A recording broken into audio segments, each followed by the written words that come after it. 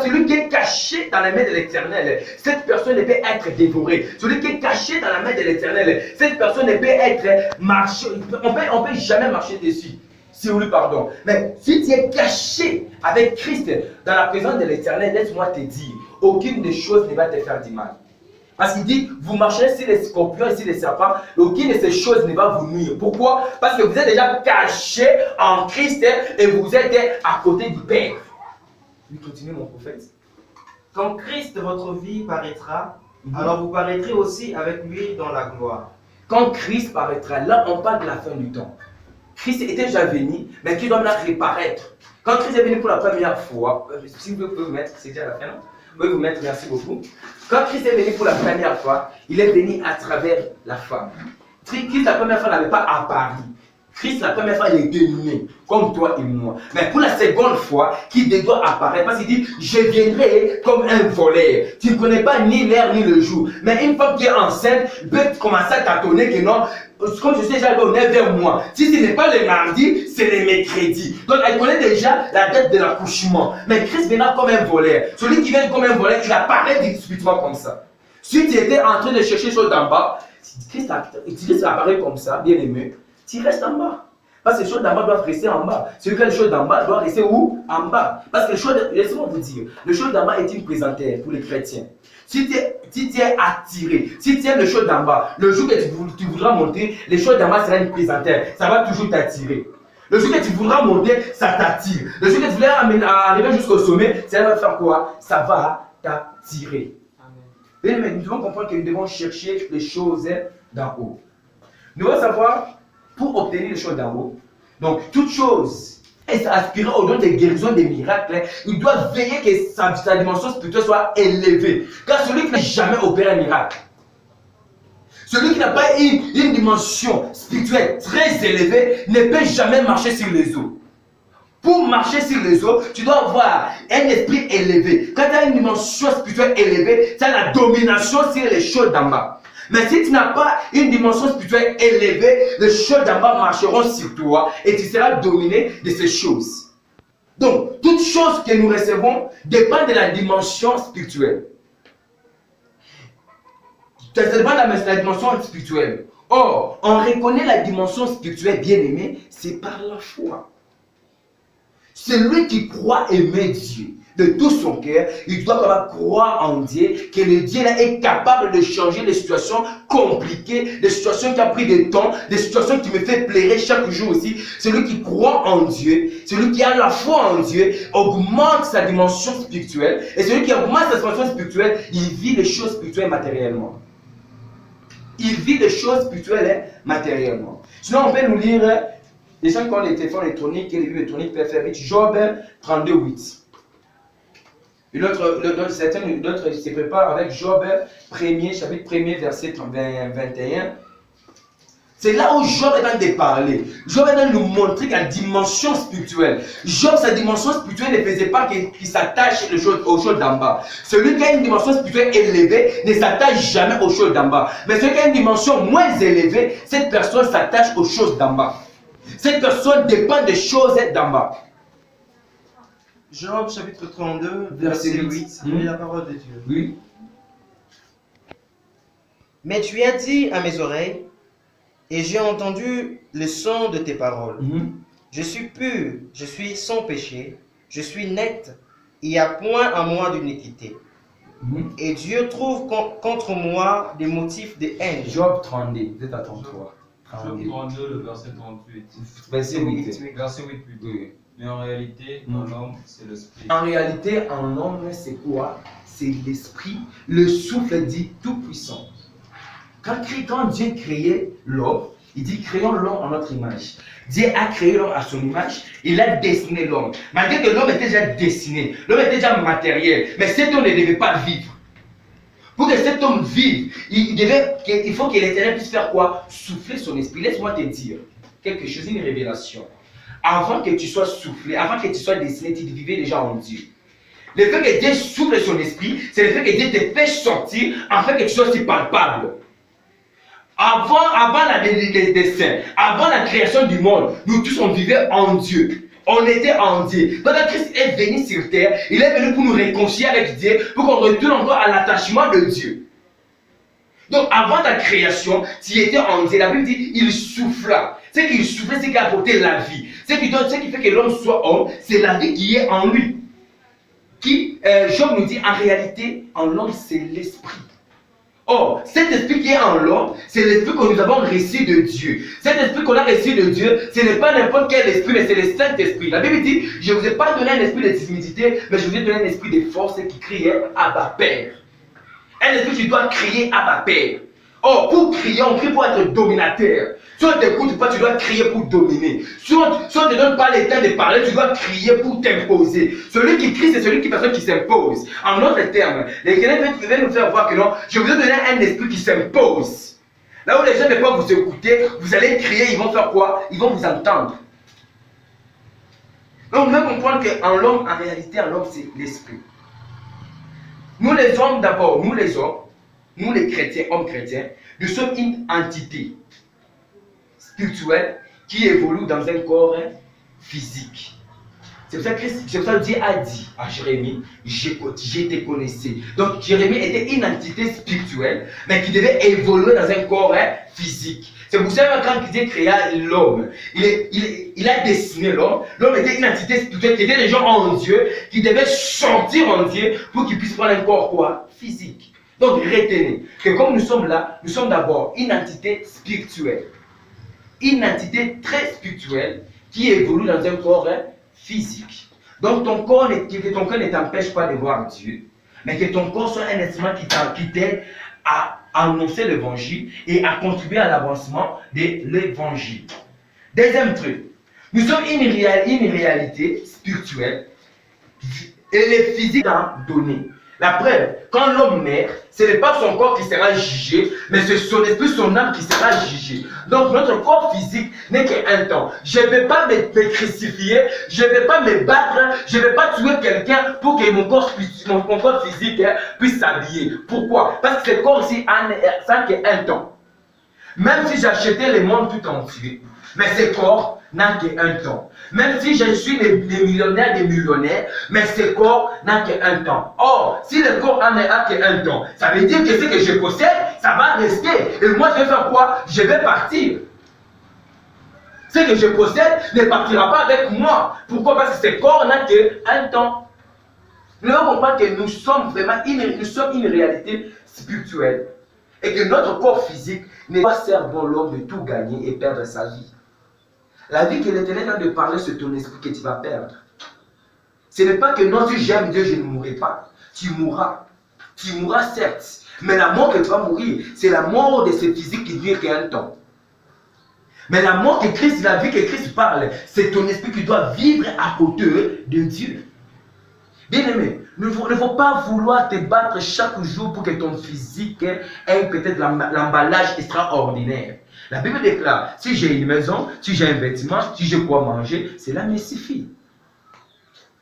C'est par les désirs de la chair que nous voulons avoir en abondance. C'est par les désirs de la chair que nous voulons. Le monde, c'est quoi l'égoïsme? Le monde, c'est ceci. Mais l'amour de Dieu, c'est tu aimeras ton prochain comme toi-même. L'amour de Dieu, c'est tu aimeras ton Dieu de tout ton cœur. C'est lui qui aime le monde. C'est lui qui s'attache à son physique. Cette personne ne peut jamais aimer son prochain comme soi-même. Pourquoi? Parce qu'il dira que non, il a porté le bel chic, je dois porter plus que lui.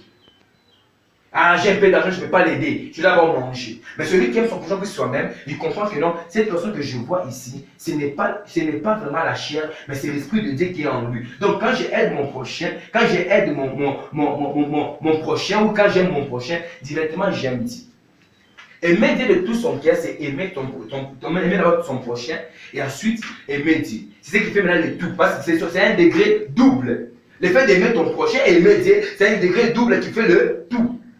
La Bible déclare aussi, si tu n'aimes pas ton prochain, tu ne peux pas aimer Dieu. Parce que ton prochain est l'impression que tu vois, mais Dieu que tu ne vois pas, comment tu peux l'aimer? Donc comprenons que nous sommes d'abord une entité, nous sommes une réalité spirituelle qui évolue dans un corps physique. Et ce corps physique disparaît par apparaître la mort. Et quand nous mourons, ce qui reste de nous, c'est l'esprit. Mais pour contribuer à l'avancement de l'évangile ou du royaume des cieux, Si ta recherche ne contribue pas à l'évangile, bien-aimé, laisse-moi te dire que tu ne vas rien trouver. Si ta recherche ne contribue pas à l'évangile, ne contribue pas à l'avancement de l'évangile, bien-aimé, c'est ce que tu es dans un mauvais chemin.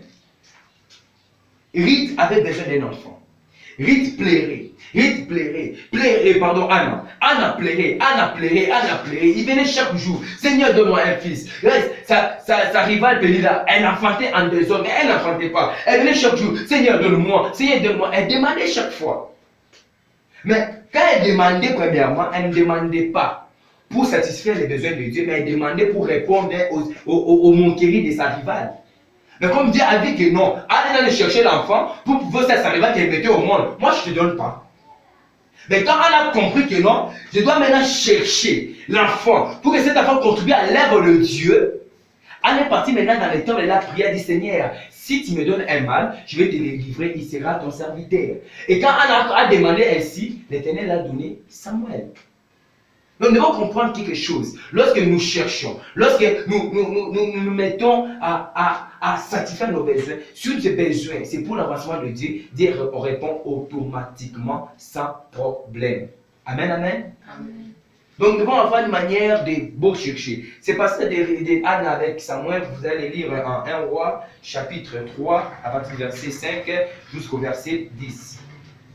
Quand tu cherches les choses d'en haut pour satisfaire à tes besoins, ce que tu obtiendras, c'est la colère de Dieu. La colère de Dieu et un nom de Dieu, donc un refus de Dieu. Et les choses d'en haut ne s'achètent pas, mais s'obtiennent, car ça n'a pas de prix matériel. Bien-aimé, ne viens pas chez moi en disant que non, Shekinah prend l'argent, par exemple, prend l'argent pour que je prophétise. Ça ne s'achète pas les choses d'en haut. Tu ne peux pas venir chez Shekinah prendre l'argent pour que je parte au paradis. Si un jour vous attendez que je dis, ministère de génération sera la masse pour le paradis, je suis un menteur. Je suis un menteur. Je vous permets de me lapider. Parce que ce n'est pas moi qui vends le visa pour aller au paradis. Les salis ne se vendent pas, mais les salis s'obtiennent avec des attitudes, avec des dispositions, avec un cœur pire. Moi, imagine que tu as un cœur impur, tu viens avec tes millions, tu me donnes, moi je te les salis. Est-ce que les salis et un cœur impur, est-ce qu'ils sont des amis? Non. Donc, bien aimé, qu'on ne vous trompe pas, qu'aucun pasteur, qu'aucun serviteur, qu'aucun homme de Dieu qui ne vous trompe pas en disant qu'ils n'ont apporté l'argent pour avoir les salis. C'est faux et archi faux. Les salis ne s'achètent pas. Les salis ne s'achètent pas. Il n'y a pas un prix pour les salis. Le seul prix qui était payé pour les salis, c'était la mort de Christ sur la croix de Golgotha.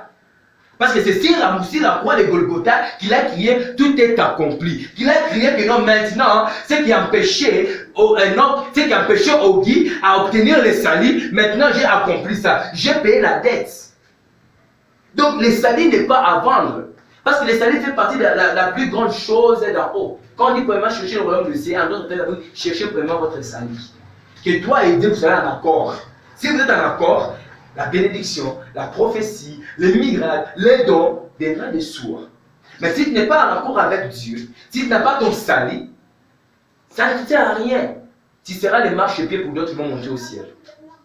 Donc, bien aimé, qu'aucune église, qu'aucun ensemble de Dieu, qu'aucun homme de Dieu ne vous trompe en vous disant qu'ils n'ont apporté autant pour avoir les saluts. Les saluts s'obtiennent en marchant selon la volonté de Dieu. Les saluts s'obtiennent en étant chaque fois en prière. Parce que celui qui prie trop, c'est une personne qui veille sur soi-même.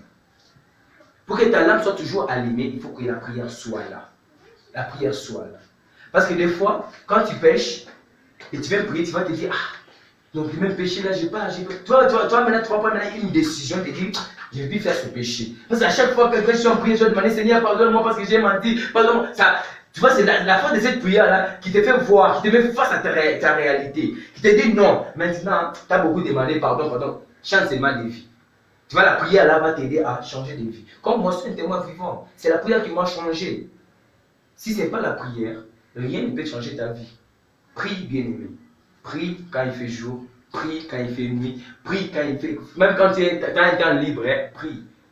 Priez en toutes circonstances. C'est vraiment très important pour votre salut. Donc je dis que les choses d'en haut ne s'achètent pas comme les salis, ça ne s'achète jamais. Christ ne s'achète pas.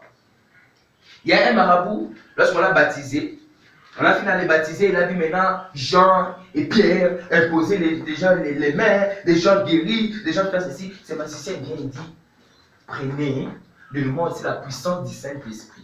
Lui, il n'avait pas cherché les dons d'imposition. Lui, il venait acheter la puissance du Saint-Esprit. Or, la puissance du Saint-Esprit n'est pas achetable. Il dit à ses disciples, il y a un esprit survenant sur vous, l'Esprit de Dieu. C'est l'Esprit qui vient, c'est l'Esprit lui-même qui va venir vers toi. Mais toi, tu dois avoir quelle attitude? Attitude de prière. Pour que la puissance du Saint-Esprit vienne vers toi, toi, tu dois être dans l'attitude de la prière. Si tu n'es pas dans l'attitude de la prière, la puissance du Saint-Esprit ne viendra pas vers toi. Impossible. La Bible dit, le jour de Pentecôte, ils se rassemblaient chaque fois à un accord commun, en train de faire quoi? Pas en train de dire, mon cher, Réal a gagné combien? Non, en train de dire, prions mon cher. Le Seigneur avait dit que l'Esprit doit venir. Prions que l'Esprit vienne. Prions que l'Esprit vienne. Et en priant, le jour-là, l'Esprit était descendu. Voilà pourquoi on appelle ça le jour de Pentecôte. Et même pour tout le monde. Et il y a des choses abondantes. Tandis que ceux qui cherchent les choses d'en bas sont prêts à s'entretuer. Pourquoi? Parce que les choses d'en bas ne sont pas abondantes. Je laisse moi vous dire, en aucun cas il y aura des présidents dans un pays. Vous voyez? En aucun cas il y aura des présidents dans un pays. C'est pour ça que vous voyez aujourd'hui nos opposants et les gens du pouvoir, ils ne s'entendent pas. Pourquoi? Parce qu'il n'y a qu'une seule place. Ce n'est pas abondant que cette place-là. Il n'y a qu'une seule place de la présidence. Si nous on se met à chercher ces choses-là, celui qui est là, il va faire quoi? Il va pas t'aimer. Il va dire, ah, pourquoi lui? C'est ça que nous voyons nos politiciens aujourd'hui, ils s'entretuent. Pourquoi? Parce que tous, ils vont chercher les choses d'en bas, qui est la présidence.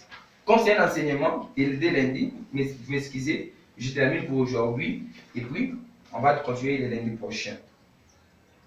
Que tout ce qui est sur terre, sachant que tout ce qui est sur terre, n'est que poussière. Bien aimé, la présidence, poussière. Les beaux vêtements que tu portes, poussière. Exemple, quand ça se déchire, tu nettoies, isoléma, et katani au salini au quoi. Poussière. Les voitures, les belles voitures que vous courez derrière, ce n'est que des poussières. Donc tout ce que la terre renferme, ce n'est que poussière. Donc toutes les choses d'en bas n'est que poussière. Vous allez lire en Ézéchias Ecclésiaste 3, 20. Pour finir, chercher les choses d'en haut nous met face à notre nature pécheresse.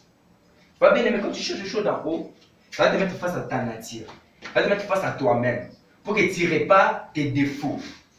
Or, celui qui cherche les choses d'en bas ne voit jamais ses défauts. Mais celui qui cherche les choses d'en haut, il voit ses défauts. Il voit sa faiblesse. Quand il va voir sa faiblesse, il va se confier à Dieu. Il va venir chercher la face de Dieu. Donc, cherchons que quand tu cherches les choses d'en haut, et qu'un jour, tu es face à ta nature pécheresse, c'est pas que non, Dieu ne t'aime pas. Ça veut dire que Dieu te rappelle que non, tu dois abandonner certaines choses. Là, celui qui ne connaît pas sa nature pécheresse ne peut jamais abandonner le péché. Tu dois connaître ta nature, afin de savoir est-ce que je suis dans le bon chemin ou je suis dans le mauvais chemin. Et quand tu vois que ta nature te met face à des choses, te met face à toi-même, et que tu vois qu'en toi-même, il y a des mauvaises choses, c'est pour que tu abandonnes. C'est pas pour que tu persévères encore. C'est pour que tu abandonnes. Je vais aller vite.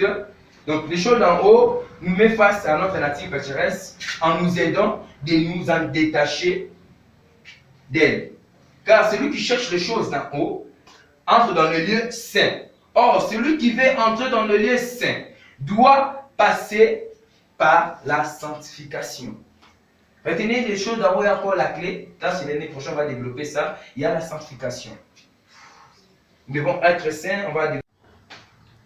Je continue. Nous les chrétiens, nous ne devons pas chercher comme les autres le font. Mais nous cherchons par la prière et par des supplications. En gros, par des prières et des supplications. Car la prière est un moyen de ceux qui se confient entièrement à Dieu. Celui qui se confie entièrement à Dieu, il prie. David était déjà habitué à consulter Dieu. Il partait, il gagnait. Il vient consulter Dieu, il partait, il gagnait. Et ce jour-là, il s'est dit, bon, je suis déjà habitué à prier. Même si je ne prie pas, je vais aller dans le mon dada. La Bible dit, ce jour-là, quand David est parti sans consulter, en d'autres termes, sans prier Dieu, David, on l'a frappé, il était humilié. Bien aimé, que la prière soit notre vie quotidienne. Faut pas te dire que parce que j'ai prié la nuit, le matin, je n'ai pas le droit de prier. C'est faux et archi faux. Quand tu as prié la nuit, ta prière a combattu le combat de la nuit. Le matin, quand tu te réveilles, ta prière doit encore combattre le combat du matin. Donc tu dois prier. Ayons l'habitude de prier. Même s'il faut manger, ayons l'habitude de dire à Dieu merci, c'est une prière. Même s'il faut faire quelque chose, ayons l'habitude de faire quoi? De prier. Laisse-moi vous dire, moi à chaque fois quand j'arrive au bureau, la première chose, vous allez me demander à des gens que je travaille avec qui. À chaque fois que j'arrive au bureau, quand je me dis Seigneur, merci parce que je suis arrivé, protège-moi, protège ma journée. Amen. Je n'ai pas pris 20 minutes, je n'ai pas fait une prière d'autorité et Dieu protège ma journée. Donc ayons l'habitude de prier. Faites les prières d'explication à chaque instant. Cela vous aide à garder votre position et quand vous êtes dans votre position, le chaud d'en haut va tomber comme la pluie. Ça va tomber comme la pluie. Comprenez une chose bien aimée. Celui qui cherche le chaud d'en haut n'a pas le temps ni l'espace dans son être pour se soucier des choses de ce monde. Si tu cherches les choses d'en haut, bien aimé, tu ne vas pas te tuer pour les choses de ce monde. Si tu cherches les choses d'en haut et que mon frère est béni, tu diras, grâce à Dieu, il est béni. Mais quand il te met à chercher les choses d'en bas, que l'autre est béni, tu vas dire, pourquoi lui? Bien aimé, si ça t'arrive à te dire pourquoi lui, cherche que non, tu n'es pas à la recherche des choses d'en haut, mais tu es à la recherche des choses d'en bas. Le premier signe que, si tu as ceci, le premier signe qu'il faut savoir, quand c'est déjà pourquoi lui progresse, pourquoi ceci. La Bible dit, ne vous irritez pas contre les méchants qui résident dans ses voies. Ne s'irritez pas contre ces méchants. Mais vous, rendez grâce en chaque circonstance. Dans chaque circonstance, vous rendez grâce à Dieu. Mon frère est béni. Mon frère, tu es béni, oh Dieu, merci. Parce que c'est lui qui aime son frère, comme soi-même. Quand son frère est béni, il ne va pas dire pourquoi lui est béni. Est-ce que quand tu as de l'argent, tu te dis pourquoi j'ai l'argent?